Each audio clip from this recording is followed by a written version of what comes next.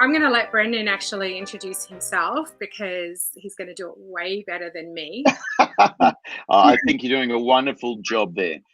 So yes, I'm Brendan. I'm the founding artistic director of the Australian Acting Academy. Things I'm passionate about as an actor, writer, and director is the power of stories. I think that the power of the stories that we listen to, and more importantly, tell ourselves, can completely impact our lives either positively or negatively, depending on what narrative we choose to listen to. And I'm passionate. I mean, the Australian Acting Academy is all about creating safe places. We have this philosophy called the safety net, and it's about creating safe spaces where kids can feel totally supported to take a creative risk. Yeah, I really love that aspect of what you do, because I know from my own experience as a parent who has a child who has engaged with your work. Before, I just remember when he was really little, Adam, he was so shy. He literally would hide behind my skirt. Like, he wouldn't talk to anyone. He was just so quiet and shy, and you would never believe that now, would you? Well, the fact that Adam has been to, I don't even know how many acting camps, our 5-day acting camps where we go and stay away, and I don't sleep for 5 days, that he hosted, I think the last, at least 2, if not 3, he stood up as the host of the Talent Quest and did stand-up comedy that he invented. And my favourite story about Adam is when he was raising money to go to camp, where he held the stand-up comedy show at your house. I thought that was pretty cool as well. Yeah, it's amazing. So that's testament to the wonderful work that you do. So we're here today to talk about what's important now. And we had a great response from our first show, lots of positive feedback from it. We've also created a podcast out of this show as well, and we'll be doing the same thing today. And really, it's about documenting this point in time, this really unique point in history where we're all faced with these incredible challenges, and we're all of a sudden asking ourselves, well, all these things that were rolling along in our lives before all this happened, just came to an abrupt halt. And a lot of people have been putting out there on social media questions along the lines of, well, none of that stuff really matters to me anymore. This is what matters now. And I wanted to create this show to document that because, as you know, my co-founder, Nathan Hearn, and I have been asking this question of random people throughout the world over the last year or so. And it's come out of years and years and lifetime of work that we've been doing on ourselves, where we've really been examining, what is it that really gets people out of bed in the morning, what motivates them, what inspires them. And this is just kind of just the culmination of all of that work that we've done in the past. So yeah, just to kind of give people a little bit of context around it. And also, if you're watching the show today, I believe that we're recording this through a platform called Be Live TV, which is an awesome platform for live streaming. It goes direct to Facebook Live. And I believe that we can see your comments. So if you want to make comments or you have questions, feel free to, I think the doorbell just rang. This is real. This is live, folks. This is live. Real life. My dog just walked forward before and shook his big ears, and I was like, I'm so glad I'm wearing headphones. My headphones weren't working, so we're just going to roll with it. Anyway, so if you've got comments or questions, and even after the fact, just please ask away. And if you want to be on the show, this is a show for everybody. We want to feature an absolute range of opinions and ideas and beliefs and, what's going on for people now. We want to feature the gamut of it. So I want to hear from you, and you can just PM me via the Wheat Owl page, or if you're a personal connection, PM me there or on LinkedIn. I don't really care. We really want to hear from you, and we want to know what's going on for you and how you're dealing with things, and what really matters now. So, okay, so without further ado, let's get into it. Hey, Brendan. I reckon. Let's do it. Yeah. I've got my axe with me, so we're all good. What is that? Things you find on... I don't know. Well, I think it was my son got it for camping, I think. It's like a multi-tool. But can you imagine the size of the tree that you'd need to chop down with that, or the hammer? So it's a hammer. I don't know. Anyway. just an interesting prop. Awesome. I love it. So tell me a little bit more about you and what's your background, what Okay. you're up to in life. Well, my background is I start with a little story. I went to there's an acting coach, a very well-known acting coach. He's coached, I think, more Oscar-nominated people and Golden Globe-nominated people than anyone I know, I think, just about. And called Ivana Chubbuck. And in one of her courses, she said, "We take up a job to heal our child." And that stuck with me. And I look back at my life, and I was a primary school teacher originally. And I wasn't terribly academic at school because I was an anxiety sufferer. Massive. I had massive panic attacks. I still have memories of my mum when I was in year 8, which was the done thing in those days. Mum was a beautiful soul, but to get me through the day was she would slip me Valium so that I could get through the day through these massive panic attacks that I'd have. And no one knew it at school. So I think that's how I got into acting, because my whole life was an act, in that I would be presenting as the clown in the class, and I found comedy was my way to not get beaten up and get enough friends, because I went to an all boys school. And so when I became a school teacher, I obviously started to find this habit that I would gravitate to the underdog. So I don't know if they still do it, but primary teachers in the day, I was a primary teacher, they used to hand over the folders from so year 2, if you're a year 3 teacher, the year 2 teacher at the end of the year would give you your students, and you could read the comments and the teachers wrote about them and blah, blah.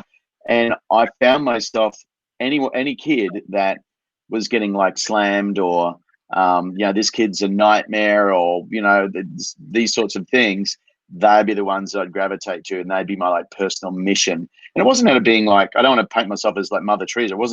I think it was just because I hated the system from the very beginning. I hate to say it, but I've been saying for 25 years that the education system's broken to the point where I've got 4 kids, and I put them in 4 different schools at one point because I was trying to find the perfect fit for each of them. So that's my background. As I've always, when Ivana Chubbuck said, you choose a path in your life to heal your child, I went, well, my childhood was wrought with anxiety and fear. I want to create a safe place where, particularly creative kids, because I was really creative, and particularly in my era, creativity wasn't really harnessed, And so now that the Academy has had, I think we've had like 60,000 kids, teens and adults come through the Acting Academy. And I've got friends on Facebook that are in their 30s that were my students, and they think positively that they all go into acting. But what we did was we created a safe space for them to expand and learn how to, for people that are anxious often have the best imaginations. And the reason is because of the crap we tell ourselves. So as an anxiety sufferer, we're just using our imagination for evil instead of good. But, so. Nail on the head, brother. That is so true. That's it. And that's really what we're about. And I guess that's my passion in life. And I started to tell my kids stories when they were little kids, and I created these stories, and I'd always had metaphors in them, and I'd train in NLP and, hypnosis and stuff. So I could never get them like running around the house like chickens or anything like that. But if they had a problem, we'd create a story, and we'd put the problem into the story and have them solve it in the story. And I kind of feel like that's what helped the Acting Academy, is that everything we do is about creativity. The kids create. And so we've got kids that go into acting, but it's so much more than that. It's about harnessing your own imagination, your right brain, your ability to critically think as well, and probably to be a bit of a bullshit detector, because they're bombarded now at such an early age with media and advertising and stuff. We go, well, creative kids can see a bit through that. So yeah, that's my background. So you've had a few people from the Acting Academy go on to have stellar careers in acting and go on to Hollywood and even win Academy Awards. So tell me a little bit about them. Like, do you find that because they've been through your training that they are able to cope with the ebb and flow of life, in this really superfluous Hollywood world. Well, look, a couple of things. We had a student idea for a short film he did, but we haven't had any Oscar winners. But but look, still, that's amazing. But I guess I'd put it this way with us, right? As I go, a lot of people, I would never take credit for our training for anyone that's made a success in whether it be acting or whether it be they're an architect, or we've got a girl that posted, or a woman now that posted yesterday, we're doing free online acting classes for kids over Easter, and she is world renowned as a marine biologist, and yet she trained at the Academy to School of Excellence, so our highest level of training at the time. So I think when I look at what the Acting Academy has offered, I think it's offered them a confidence. It may not have happened in our classes complete, because any of us that do personal development now, it's always a doing, never a done. We never get to the finish line until we take our last breath, and so we're constantly working on ourselves. But I think we open up a path where they get to find an understanding of who they are, a more solid belief in who they are. And I think that's probably what helps. I had Ben Lawson, who's doing quite well. He's been in Hollywood for the last 14 years. He popped in, and it was his brother Josh that got nominated for the Oscar for his short film. But Ben was with me right back in the early, very, very beginning of the Acting Academy. He just turned 40, so it gives you an idea of how long we've been doing this. But I think all of these guys have started with me and then gone on and done university or gone and done training in something. But I think the thing that we did offer was just it's tough for people, particularly the creatives. I think that we in Australia and heavily in Queensland do not honour our creatives. And yet, if we look back at history, what are the most amazing cultures? What are the most amazing parts in history? We go, wow, that was a brilliant time in history. You look at their arts, and they've always honoured their arts. They've always put it high.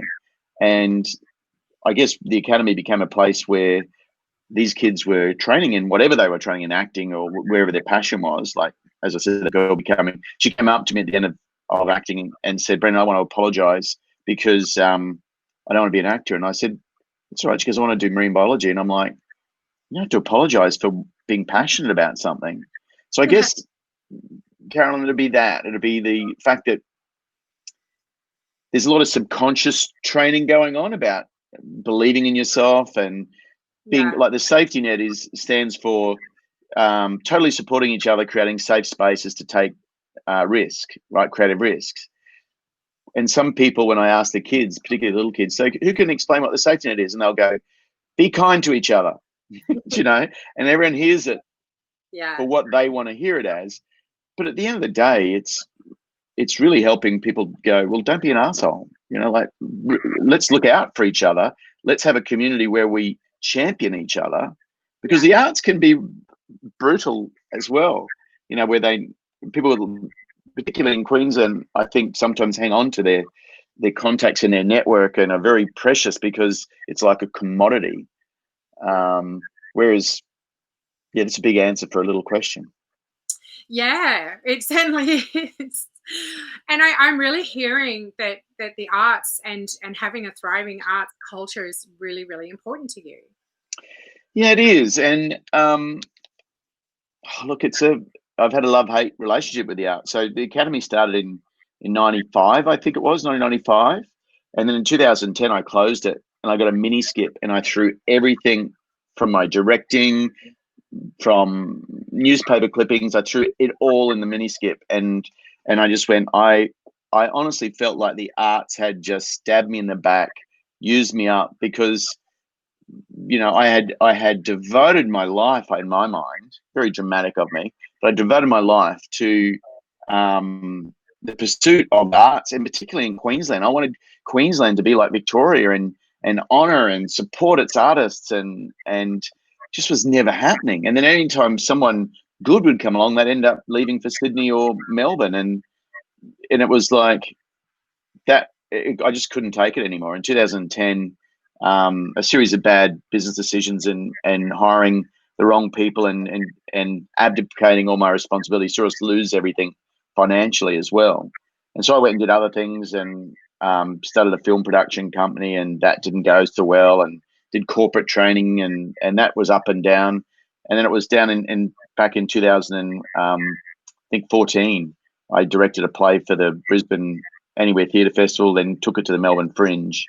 And that was me. That was like a 5-year hiatus. And then we came back, and yeah, I think what's going on for artists now is really, you talk about, what's important now.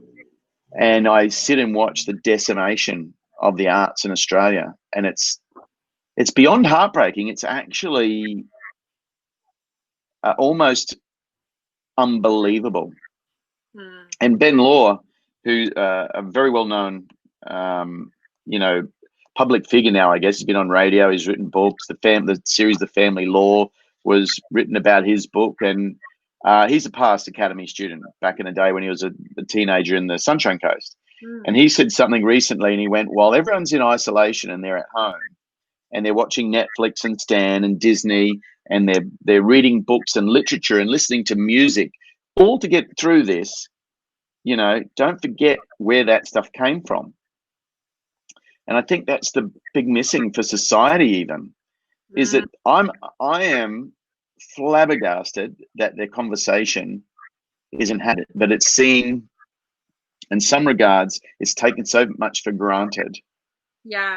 And my hope is, because I don't think artists should be government controlled, but it's hard if the government is supporting you. If you're relying on the government, then the government, in a sense, owns you, right? So, and I don't believe the arts is ever designed to be owned. It's supposed to be creating. It's supposed to, Picasso once said, art is a lie that tells the truth. And to me, art is designed to hold a mirror up to society and go, this is who you are right now. You know, and those plays and movies that we watch that make us think and question and go, whoa, to decimate the arts, the scariest part for me is, I'm not a conspiracy theorist. And there's no shortage of that at the moment online, is there? Oh no. So I think but if I thought there was an agenda that the government wanted their society to be more manipulatable, I would say get rid of the arts.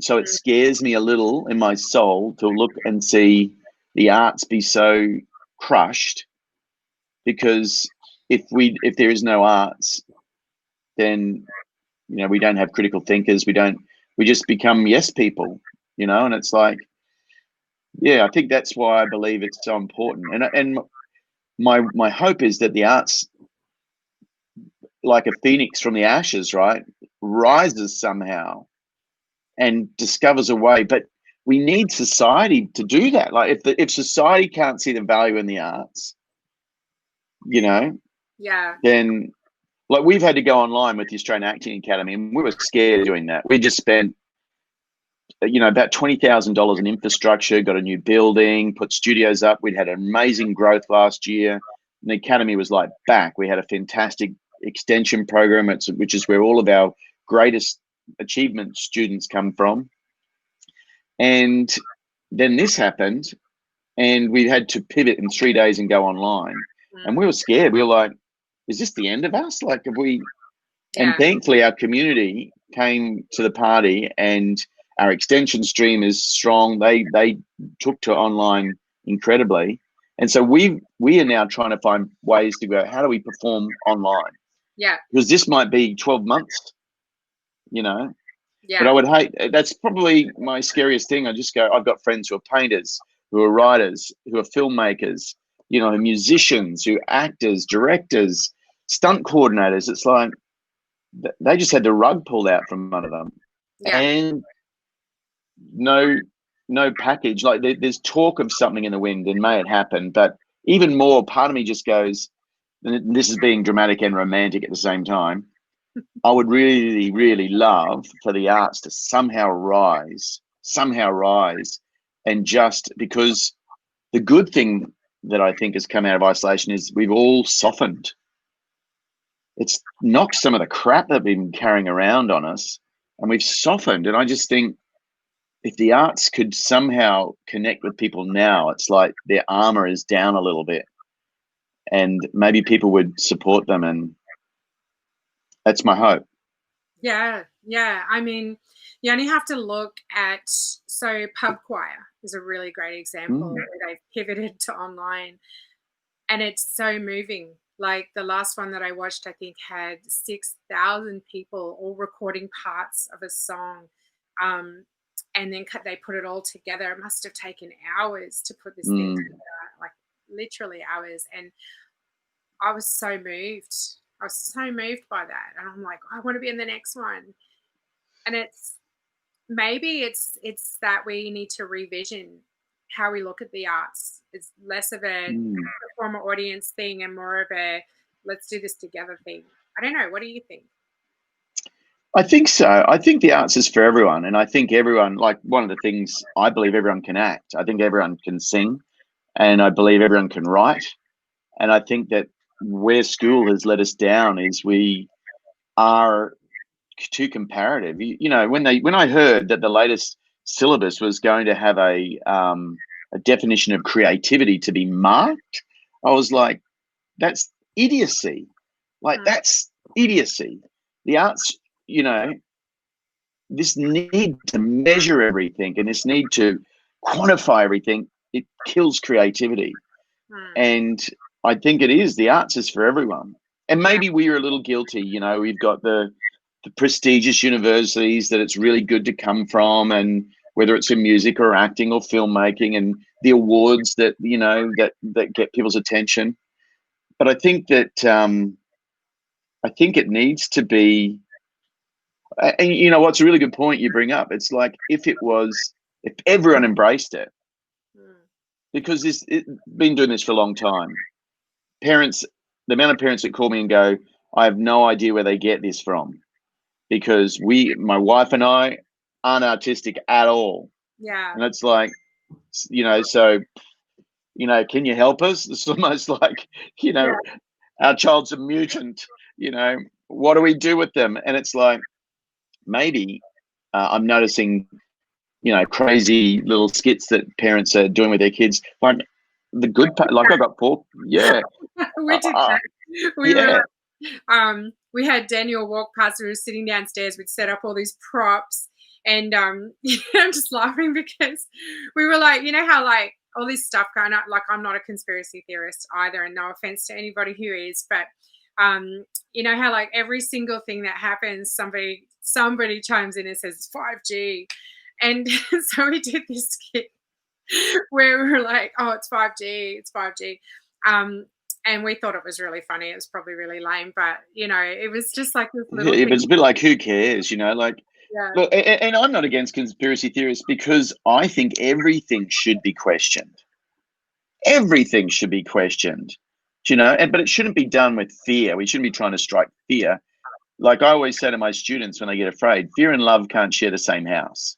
Yeah. So go to love, right? Go to love, but don't stop questioning. You know, just do it in a way that doesn't sensationalize. Everyone should be questioning. You know, I just think it's what makes a place great. But I think that, you know, my family, the best part of this whole isolation is we've become closer. Yeah. You know, like I'm now working from online. I'm coaching from online, and the kids are at home, and I've cooked more than I've ever cooked, and love it. I love cooking, and my wife's just over the moon that, you know, I'm not only just cooking. It becomes like works of art for me, because it's just another way to express, right? But I just go, you know, we really do need the arts, and as a country, it's not been in our narrative. Yeah. But here's the deal: why Jeffrey Rush, Heath Ledger, Eric Bana, you know, you go on, right? There's a list. Australians. I've got a student that's a dialect coach in Canada at the moment and teaches the American accent in Canada, and also does. We've hired her a few times now because she's now a script analysis, teaches script analysis. But she said Australians are just loved overseas in the acting world.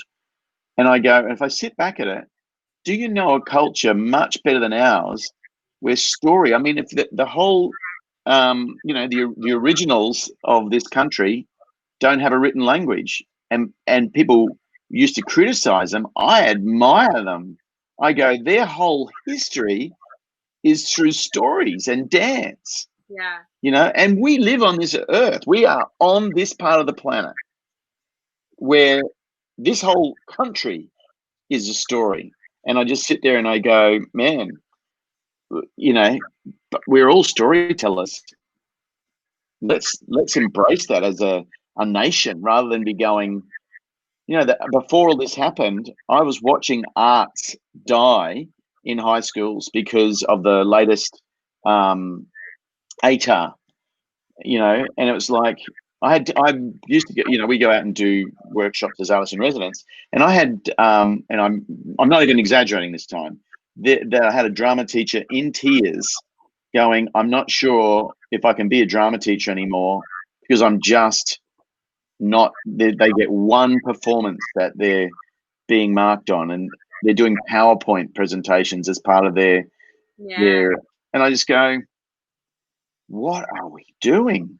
I used to love, we used to go out, we would service 150 different schools in all sorts of workshops and things.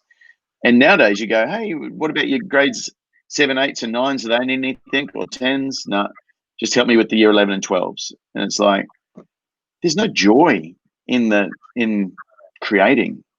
And I just go, it's the old left brain, right brain. It's like our left brain's linear sequential. And I know, in case there's scientists out there, they go, well, that's actually disproven. There's part of us that is linear sequential wherever it lives. And there's part of us that is, lateral. And we are so got it all linear sequential measurement and so little in creativity. Yeah. Yet we just hit a pandemic. Do you think it was maths and English that's going to solve businesses' problems? It wasn't for us. It was innovation. How do we take something and create it differently? How do we approach that with a different set of thinking? Yeah. And that's not taught effectively at the moment in our system. So maybe the arts are so important. Yeah, well, it all goes together, doesn't it? Like, I work with engineers, and they are some of the most creative problem solvers I've ever met. I never would have thought that in the past. Like, I grew up in a house of engineers because my dad was an engineer, my grandfather was an engineer, my grandmother was a physicist. So I had this really scientific family, and then I was the misfit, creative, musician, actor, all of that stuff. And then, and it was, I never really understood the nexus there until I started working with engineers, and all of a sudden I'm seeing the creativity at play. And it's quite beautiful, actually. Well, engineers develop reverse engineering, right? There you go. And so, and all creativity, there's a huge part of creativity that comes from reverse engineering and seeing something and having the curiosity. Well, how did that happen? I think it was Aristotle, actually, 2,000 years ago, that first took a Greek play and reverse engineered it to, so it wasn't a creative necessarily, yet obviously a form of creativity. So my brother-in-law is an engineer, so definitely believe that. So maybe what we could do, like, given how important this is, given how important creativity is to our future and what we create in the future, well, maybe we can reverse engineer how we look at the arts or how we interact with the arts, in a sense. Yeah. I mean, even in Australia, like, so Melbourne, I love going down, like we were supposed to go down to the Melbourne Comedy Festival this year. And I think you can walk through the streets of Melbourne as an artist and hold your head up. And I don't feel, and my truth, maybe hundreds of artists may come on and go, this guy's a clown. I'm a Queenslander, and I walk proudly as an artist through Queensland. I've been here in the arts for 30 years, and I've never felt admired for being an artist. Yeah. You know, whereas in Melbourne, I think they've got a far greater in Victoria. But there'll be artists that live in Victoria that go, "Wow, we could take the art so much better." You know, when I was lucky enough to be in Greece last year, and there was so much happening culturally. Like there was this ruins in the middle of Athens, and I had this concert pianist doing a concert in an old ruined, like you would see in the history books, you know, with the big stone pillars and everything. Then I was going up to the Parthenon, and there was a theatre of Dionysus, and there was a ballet troupe, a modern ballet troupe, rehearsing in these things. So where some of the older cultures, like Greece and Italy, have got it over us, is they're so old, thousands of years old. We're a couple of 100 years old. And so I don't want to be hard on Australia, but I think that, and there has been pockets of time, you know, when Chips Rafferty was around, Australia had a decision because Hollywood hadn't bloomed then. That Hollywood sign that you see used to say Hollywood Land, and it was actually a real estate development.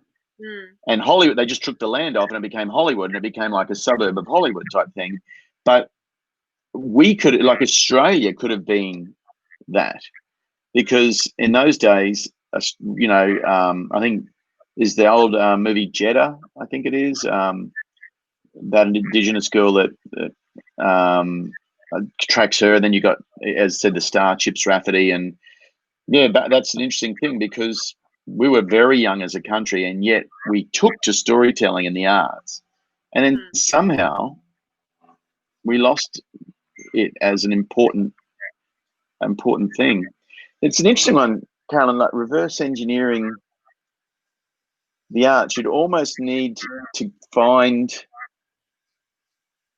somewhere in the world, or a time, maybe it doesn't exist anywhere on the planet right now, and maybe it's a time in history where the arts were flourishing, and we go, all right, let's reverse engineer that.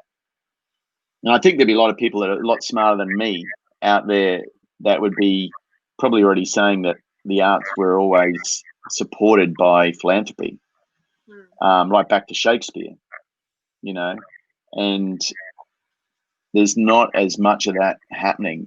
And I think philanthropic support of the arts, but, you know, I've noticed people artists jumping online and running stuff, like Clint Foster doing his afternoon tea with Buff, his clowning character, and Jenny Winter is a comedian, and she's got stuff that's running. So I notice there are artists that are up putting gigs up where you can pay for the artist, and part of that is tough because you go, wow, they shouldn't have to do that. But that's part of what I'm talking about with that Phoenix Rising, where they go, well, we won't lie down. We're going to keep supporting our families, and we're going to keep being artists. I'm proud of them. Well, here's an idea for you. So, and it's just off the top of my head, so I could just be completely full of crap. I'll drink to that. Product placement. And we are going to have to wrap up soon. I'm just conscious of the amount of time we've been talking. It's fascinating. I could keep talking about this all day. But one of the things I loved about Woodford, the Woodford Folk Festival, and it's really sad that, you know, festivals are one of the first things that have been hugely impacted by this whole thing. One of the things I loved about it was just being able to wander around and getting a text saying, hey, someone super famous is performing in Bill's Bar. Everybody meet there at 10 o'clock. And then all of a sudden you show up at Bill's Bar and there was 1,000 people and Passenger was performing. It was just like this random thing. And I know that there are other festivals where that happens a lot. And I sort of wonder if there'd be a way to translate that online where you'd actually have like the Netflix of random performances. So I've noticed that a lot of artists are doing random performances, and I've seen a few different variations of that. There's been a performance challenge where they've tagged other people and said, you're next. But But I kind of wonder if we had a really cool curated platform where, oh, we don't know who's going to show up today, but they're all really amazing people. People could subscribe to that, and the artists who do those shows get a cut. And that could be something technological that we could do. And I reckon that it's a great idea. Really exciting. Like, yeah, I think that's a great idea. Test that idea and see, well, is that something that might work? And look, I'm giving you away. I could be giving away a multi-million-dollar idea. I don't know. Well, maybe there's someone watching too that wants to do it. Like wants to help. Yeah.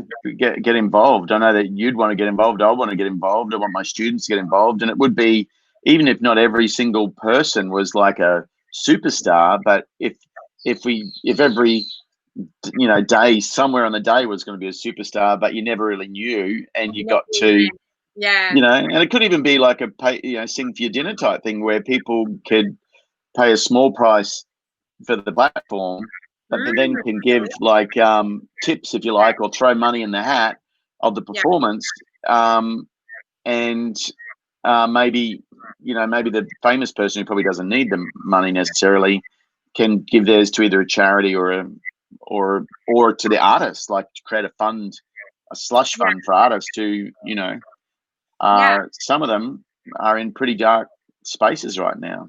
It's interesting.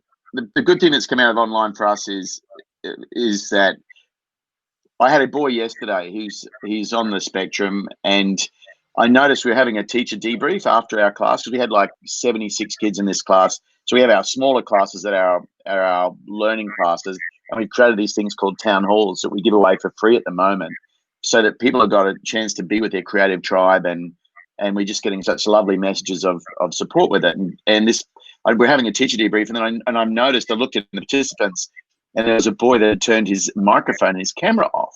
So he disappeared, but he was still there. So he was able to hear and see us.